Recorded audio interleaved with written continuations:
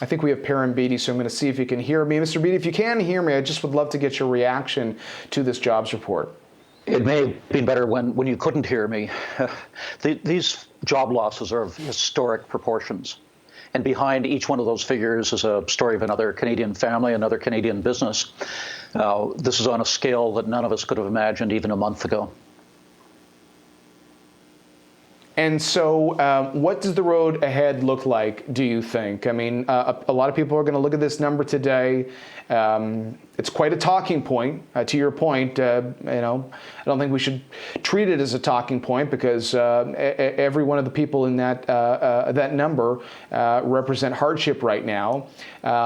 But we've got programs that are being rolled out fast and furious. Do you think that those programs are being rolled out fast enough?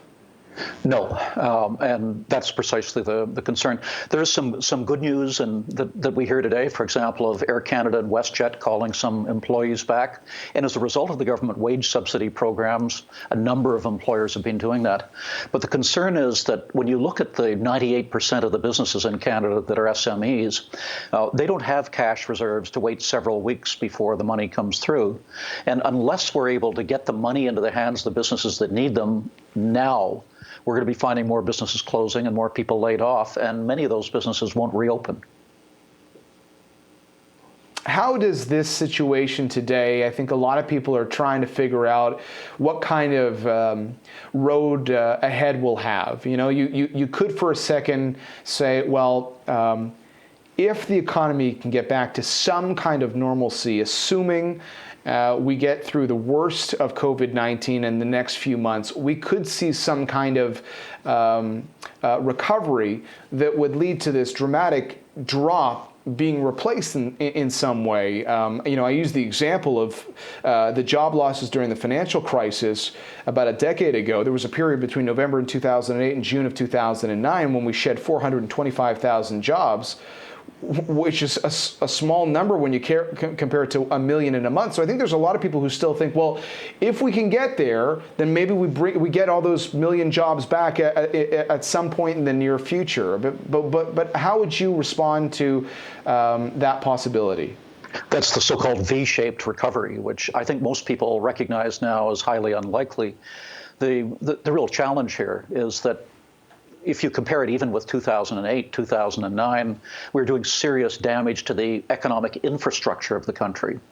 So at some point, yes, the immediate health threat will be passing, and we'll want to put the key back in the ignition. The problem is whether or not the motor will start adequately, or whether or not too much damage has been done. And this is why it's critical for us to keep those businesses going by getting the money that they've been promised appropriately into their hands as rapidly as possible. The other point is it won't be like a Hollywood movie where the aliens are defeated at the last second as a result of heroic efforts, and then suddenly all of the world's population comes out of their homes into the sunshine. What we'll be having is a restarting of the economy that will be sector by sector or region by region based on what the public health realities are at that point. What business needs to be doing now is to be doing planning even at the height of this for as we start that restart of the economy, what can we do to ensure that we protect the health of our employees and our customers and others to make it so that we can start more rapidly. And Perrin, what kind of conversations can we have about reshaping business? I mean, the other thing that comes out of this, it is such a difficult time for so many, but because we've been forced into this situation, many people working from home, many people ordering things online, many people talking via video conferencing as we are right now, what can Canada's business community be doing to ensure that their businesses aren't only ready for whenever that recovery comes, but they are retooled for the future if there are some fundamental shifts in how we behave because of COVID-19? John, that's the critical question, and there will be fundamental shifts. We are not going back to the status quo ante whenever this ends. The simple fact is that every organization, public or private, needs to re-examine its business model and ask, what are the lessons learned here? And there's some good lessons that are learned as well as the bad ones. I can tell you the Canadian Chamber will be doing business in a different way after we reemerge as well. We'll be using digital technologies much more than we have in the past. And you look at areas like telemedicine, for example. If we were having this conversation a month ago, your family doctor would have been saying to you, if you want your prescription renewed, come into the office. I have to see you in person. Now you're getting emails from your doctor saying, the one thing I don't want you to do is to come into the office. We want to use telemedicine. There's great potential in a positive way for that, for persons with disabilities, for seniors, for people in rural and remote areas. Similarly, businesses are discovering their capacity to work from home. This could open up opportunities for persons with disabilities. It can also allow new business models.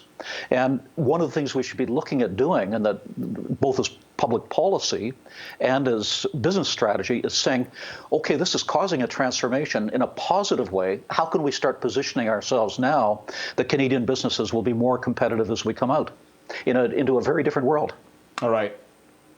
Yeah, no doubt. Well, those are some positive things to be talking about at such an uncertain time. Perrin, thanks very much. Good to get your perspective this morning. Thank you. Perrin Beatty from the Canadian Chamber of Commerce joining us with his take on that job loss of more than 1 million positions in the month of March. And we are going to talk more about the road ahead for the Canadian economy.